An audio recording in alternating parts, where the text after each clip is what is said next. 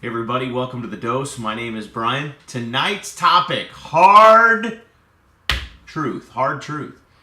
You know, I try to be as upbeat and positive and forward-leaning as I can on the Daily Dose, but every once in a while, occasionally, we just got to get real. See, so many personal development people want to tell you all the rays of sunshine and positive and it's all good, but the reality is that success takes hard work and it requires sacrifices. Now, those sacrifices are not just limited to sacrifices of your time or sacrifices of your finances.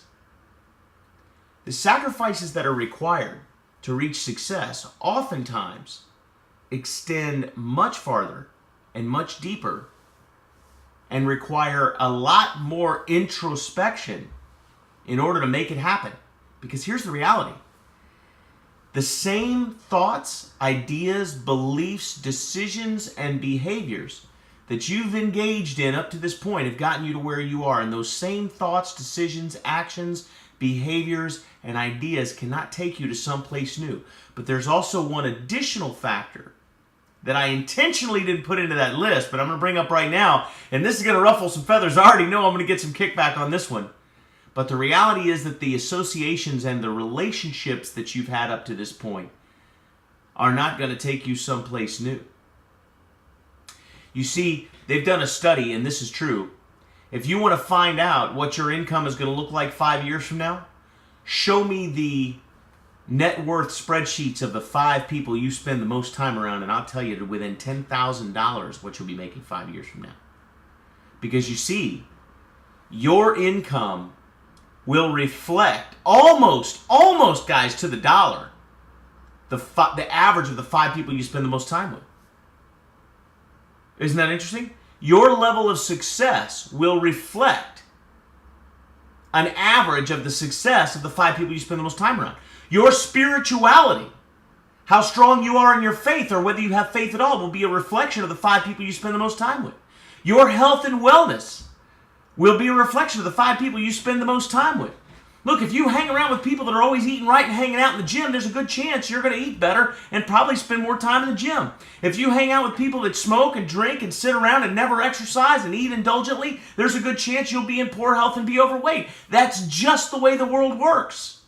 And it's unfortunate. And it's an unfortunate reality, but one that we must all face. And that is, if you're going to move from where you are now to where you want to be in all of these 5 pillars of your life, spiritual, financial, personal, relational, health and wellness, all these things, you're going to have to leave some people behind. Now, somebody says, Brian, are we talking spouses? Are we talking brothers and sisters? How far does this go? Listen, guys, I'm not professing you should run out and get divorced if you suddenly, developed a New Year's resolution to lose 50 pounds, but your spouse is overweight. That's not what I'm saying.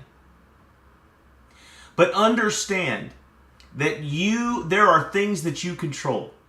There are people that you can choose to spend more quality time with and folks that you can choose to spend. Look, I have friends of mine that are not on the same sheet of music as I am when it comes to success and their financial lives and chasing and pursuing their dreams. It doesn't mean that I'm not friends with them anymore. I just don't spend as much time with them as I spend with the ones that are even more focused on success, even more focused on financial freedom and growth and development of their financial lives. Those are the people that I intentionally try to spend more time with.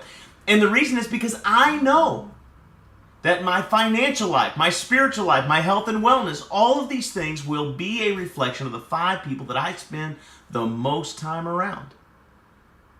So in the pursuit of our goals and dreams, guys, you've got to take a hard look at who you're hanging around with. And some folks you were born with, mom and dad, brother, sister, those came with the package. That's original equipment, right? But the aftermarket stuff, the friends you've chosen over the years, that you do have control over. And you can decide how much influence they have over you by the amount of time that you spend in that relationship and the amount of attention that you give that relationship. Guys, you've got to ask this question. You have to be careful with your associations. What did your mom and dad tell you, hopefully, when you were a child, right? Guilty by association. You become who you hang around. That's true.